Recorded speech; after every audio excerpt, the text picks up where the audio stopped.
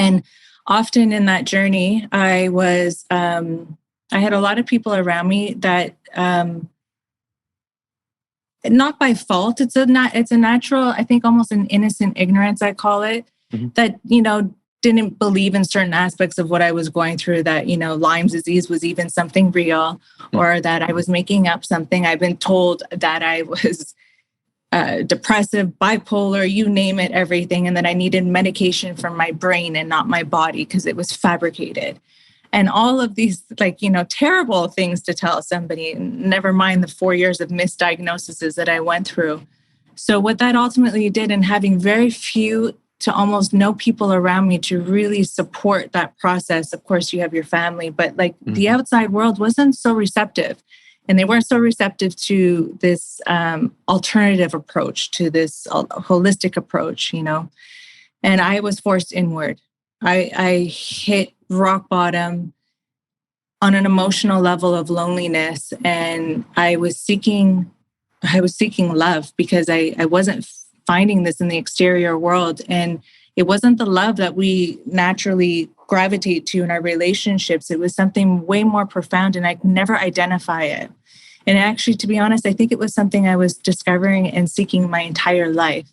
But this illness was the very key and the gift that brought me into that journey to discover myself.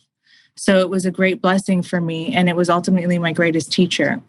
And it cultivated a relationship with my divinity that I had never even known that existed. I didn't know that I was partially divine, because we are created from divine and divinity, meaning the actual seed of life in which we're birthed from is perfected.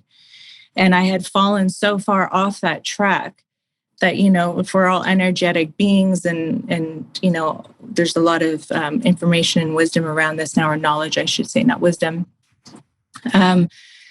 I had fallen so far away from our natural perfected pattern of the seed of life within us that everything was just in chaos, and my head was chaos. And ultimately I fell trapped into the constructs and the opinions of society, which I started to identify with. So I became the identity of everything and everyone around me, and I had no idea who I was.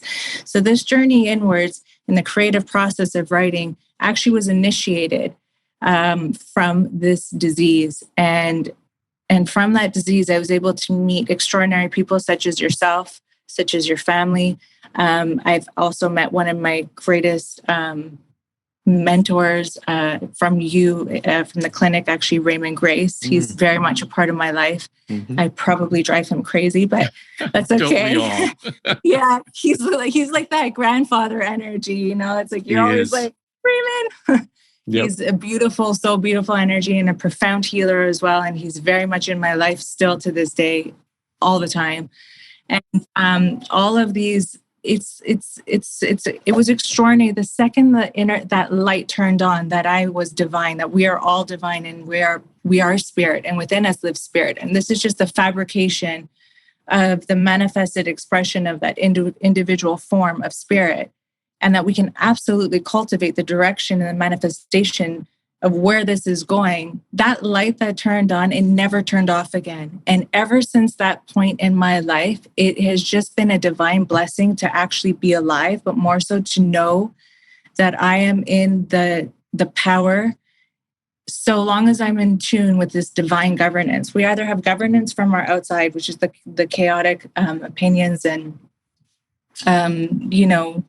I guess the constructs of society, or we have the governance from our higher self. So I choose higher self. And when the second I chose that, I started having profound experiences, because I was ultimately led by literally a golden thread of synchronicities that I decided to tune into, because I started seeing all these profound people come into my life, but they were all speaking even just one word or one sentence that was like, here's an absolute gift for you, receive it. And I did. I was like, oh my goodness, that changed my life. Like, in an example, somebody once told me, you have given all your power away to the exterior world. You have forgotten the light that you are. And in that light, there's an intelligence. When that was told to me, I immediately came down to my knees and cried. I didn't know why, but I knew it was so very true. But I didn't understand it because words, until they're experienced, they're quite empty, right? Right. And I started going on to a different path. So I started a really in-depth yoga practice and meditation. And I started to have a lot of out-of-body experiences that were very foreign to me, very scary for me. So I started to seek exterior help of how to cultivate and harness this energy.